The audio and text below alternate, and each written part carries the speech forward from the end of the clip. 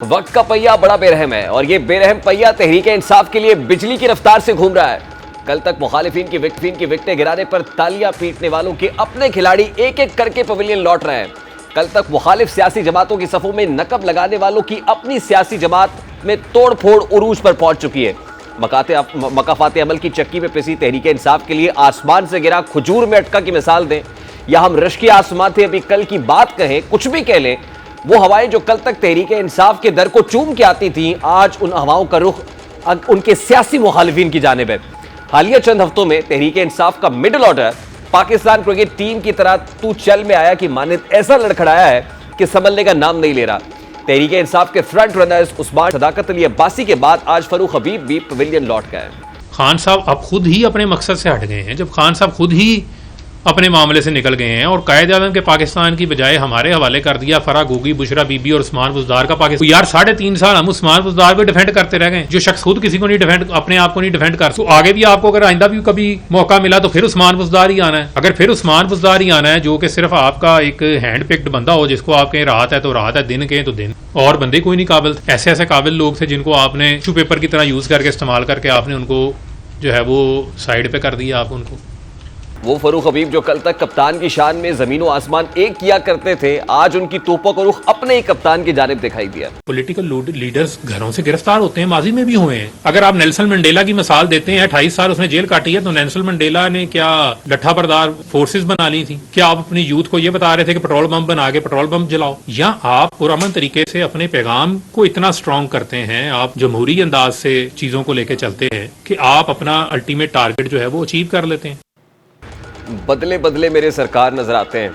फरूख हबीब के स्टेटमेंट्स आज क्या हैं और कल कैसे 180 डिग्री पर थे। और यहाँ पर लोग आपकी वजह से जो है वो बहुत सारे लोग इनोसेंट लोग जिनका कोई क्रिमिनल रिकॉर्ड नहीं है, वो आज जेलों के अंदर पड़े हुए हैं, वो इश्तिहारी हुए हुए हैं, घरों से भागे हुए हैं।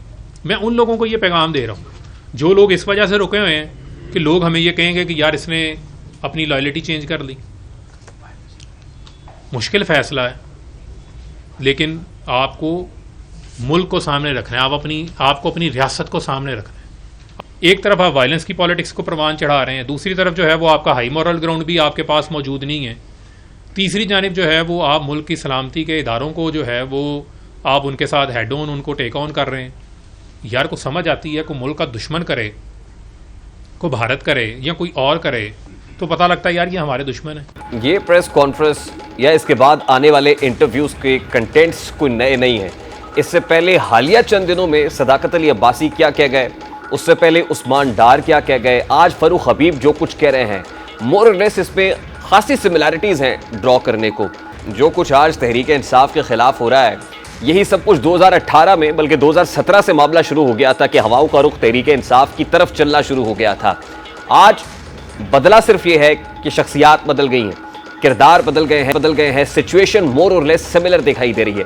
कल वो तोड़ फोड़ जो तहरीक इंसाफ की सियासी मुखालिफिन की सफ़ों में थी, आज खुद तहरीक इंसाफ को उसी सिचुएशन का सामना करना पड़ रहा है। दूसरी तरफ यानी एक तरफ तहरीक इंसाफ शिकस्त व रेखत का शिकार है और उसके कायद बिहाइंड द बार्स हैं, तो दूसरी तरफ नवाज शरीफ 21 अक्टूबर को वतन वापस पहुंच रहे हैं और बकौल मुस्लिम लीग नून मीनार पाकिस्तान में इतने लोग आएंगे कि ग्रेटर इकबाल पार्क छोटा महसूस होना शुरू हो जाएगा।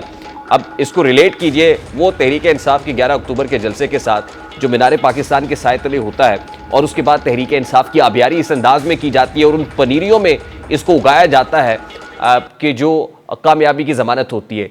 अब लेकिन नवाज शरीफ के लिए मुल्क वापसी से कबल बहुत से मसाइल अपनी जगह बदस्तूर बरकरार भी हैं, उन पर डील के जरिए मुल्क वापस आने का इल्ज़ाम लगाया जा रहा है। इसके अलावा कानूनी मसाइल अपनी जगह बदस्तूर बरकरार है। मियाँ साहब के लिए पहला मरहला हिफाजती ज़मानत प्रोटेक्टिव बेल है, जिसमें बहुत से मसाइल आड़े आने का अंदेशा है और अभी तक मुस्लिम लीग नून की जानिब से भी अदालत से रुजू नहीं किया गया। जरा इस बात की तस्दीक कर रहे हैं कि नवाज शरीफ के वकला 48 घंटों में इस्लामाबाद हाई कोर्ट में एवन फील्ड और अल-अज़ीज़िया फैसलों के खिलाफ दरखास्तें दायर करने जा रहे हैं ताकि साबिक वज़ीर आज़म की वतन वापसी की राह में हायल रुकावटें दूर की जा सकें। उधर पाकिस्तान पीपल्स पार्टी भी खम ठोक कर मैदान में आ गई है। खुर्शीद शाह साहब मियाँ नवाज शरीफ की आमद को लेकर किस तरह इस्टेब्लिशमेंट के साथ इस सारे मामले को जोड़ रहे हैं,